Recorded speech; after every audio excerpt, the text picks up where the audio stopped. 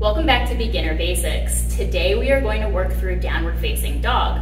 So to begin, we're going to start in a kneeling position. From here, we're going to roll forward, planting the hands underneath of our shoulders and move into a tabletop.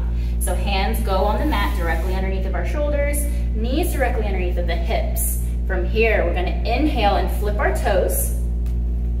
Perfect. And exhale, pushing back, driving the hips to the sky, moving into downward facing dog. We're gonna put a little space between our feet here. I'm gonna have you step your feet. Perfect. As we drive our heels down towards the mat, we're gonna feel an intense stretch through the calves and up the back of the hamstrings. If it's a little too much, feel free to bend your knees. But over time, work on driving those heels down. The legs are secondary in this position. We really are focusing on the back, the hips, the backs, and the shoulders. So I'm gonna have you spread your fingers out nice and wide. We want a solid foundation here with our hands. Perfect. Relaxing the neck, allowing our head to hang freely. And we're gonna have an internal rotation of the arms. So here, I'm gonna guide your arms here. We're gonna internally rotate and keep the hands nice and firm into the mat, but feel that width spread across the back of your shoulders. Beautiful. So I'm gonna apply a little pressure here just to keep your back nice and flat. Nice. And then last but not least, the tailbone. So in this posture, we're working on curling the tailbone. You might hear someone cue it as send your tailbone high into the sky. What this means is it's the action of lifting your hips. We're sending that pelvis back. So it's going to feel like that. Nice. Here for the assist, I'm gonna push down right here.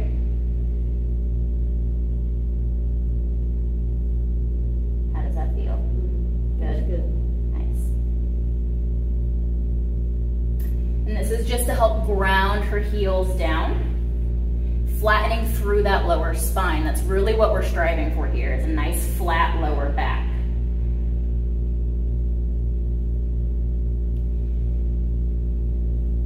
Now that her alignment is solid, we're gonna work on the more internal stuff.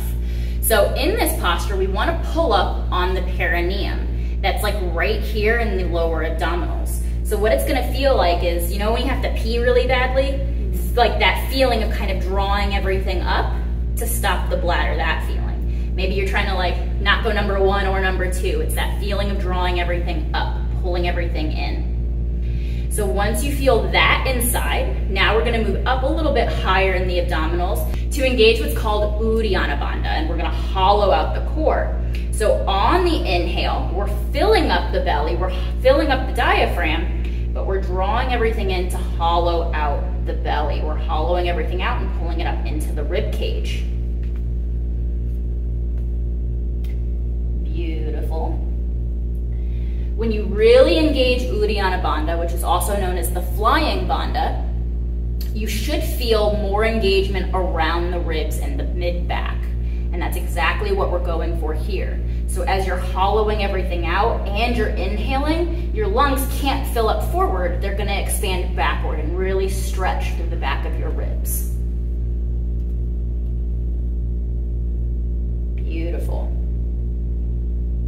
Again, the important thing here is we really wanna make sure that our form from the spine, the base of the spine, through the fingertips is secure. From there, then we can work on elongating the hips, elongating the muscles along the back of the glutes, and elongating everything else from the leg down to the heels, including ankle mobility. That comes secondary to ensuring that we have solid shoulder stability and perfect alignment through the back. All right, thank you. When you're ready, you can come back down onto your knees, and if you want, take rest in child's pose.